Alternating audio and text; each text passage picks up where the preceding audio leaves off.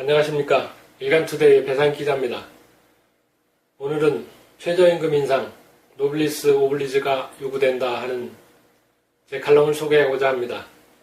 올해 최저임금은 지난해보다 10.9% 인상된 8,350원으로 결정되자 이에 대한 말들이 많습니다. 지난해부터 최저임금 인상으로 우리 경제가 어렵다, 노동시장이 급냉하고 있다는 등 시끄러운 걸 보면 여러모로 불편한 마음이 듭니다. 지난해에도 16.4%가 인상되다 보니 언론에서는 최저임금 인상 여파에 따른 경비원들의 해고 뉴스가 쏟아져 나왔습니다.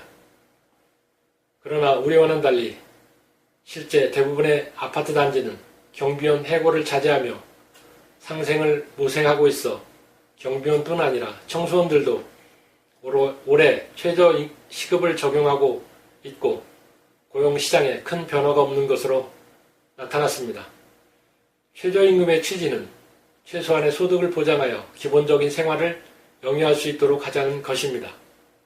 소득 양극화가 갈수록 심화되는 상황에서 최소한의 소득을 보장하는 법 취지가 공감되지 않는 사회 구조적 모순의 전면엔 대기업과 기득권층의 조직적이고 거센 저항 때문이라고 할 수 있습니다.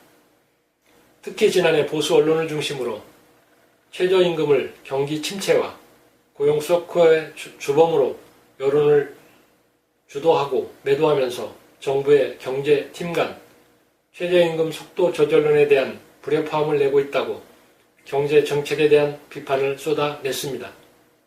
5개 경제지와 조중동의 지난 2년 동안의 보도를 보면 문재인 정부가 법정 최저임금을 지나치게 인상해 고용이 줄고 물가가 오르면서 저임금 노동자, 자영업자 등이 심각한 타격을 입었다는 논조가 지배적입니다. 이들 8개 매체의 최저임금 인상 비판 프레임은 지금도 변함이 없습니다.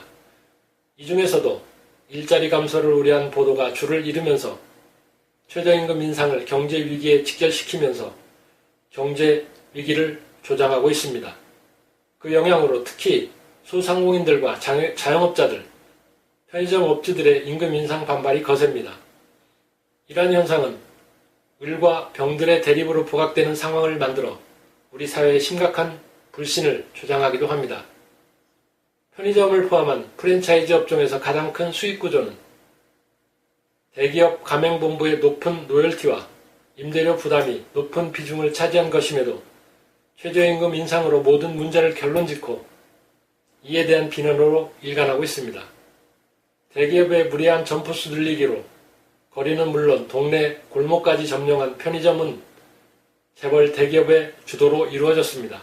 여기에 업주들 역시 궁여지책으로 포화 상태인 점포수도 고려하지 않고 묻지마 투자의 책임도 스스로는 분명히 있습니다.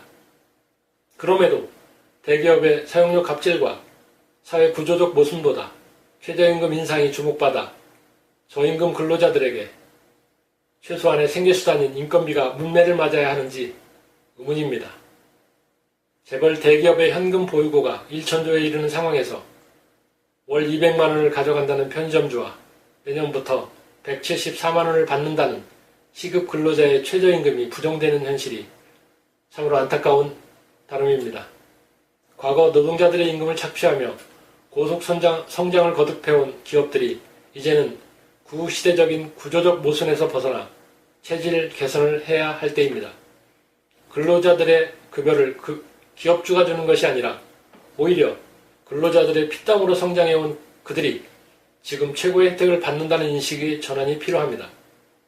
실제로 지난해 7월부터 300인 이상 사업장에서는 주 52시간, 9월부터는 근로자에게 근로시간간 11시간 이상의 휴게시간 보장을 해야 한다는 법 시행으로 인한 해고의 바람이 일고 있습니다. 일부 노동자들이 실제로 해고된 것도 사실입니다.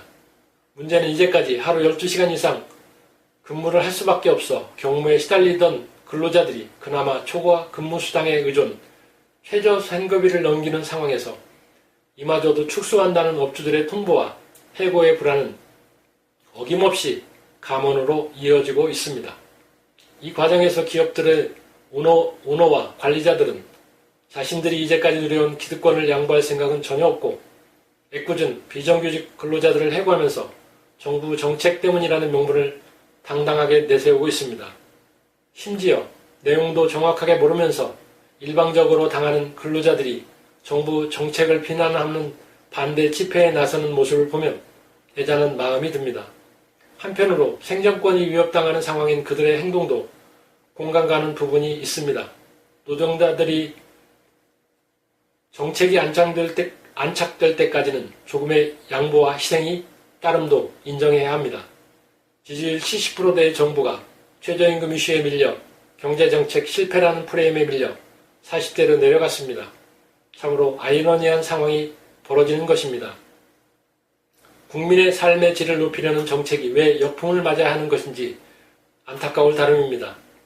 촛불혁명으로 탄생된 문재인 정부가 구조적 문제와 기득권층 저항의 이러한 문제들을 해결하지 못한다면 나라다운 나라, 정의로운 국가는 이제 실현 불가능한 이상론일 뿐입니다. 재벌과 사회 기득권층이 사회로부터 정당한 대접을 받기 위해서는 자신이 누리는 명예, 노블리스만큼 분배의 의무, 오블리주가 요구됩니다. 기득권층과 보수층이 힘과 권력을 동원해 저항하고 여론을 선동해 최저임금 관련한 정책을 후퇴시켜 또다시 자본의 하향 평준화로 재편을 시도한다면 이 나라에는 미래가 없습니다.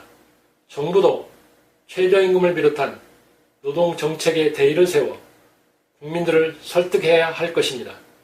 더불어 잘 사는 나라, 서로 존중하고 배려하는 사회, 불평등과 양극화를 키우는 경제가 아니라 경제 성장의 혜택을 온 국민이 함께 누리는 경제라야 발전도 지속 가능하고 미래가 행복해질 수 있다는 것을 우리는 잘 알고 있습니다. 정부의 소득주도 성장이 우리 경제를 견인해 국민들의 삶의 질이 향상되고 3만 불 시대의 혜택을 골고루 누릴 수 있기를 기대해 봅니다. 감사합니다.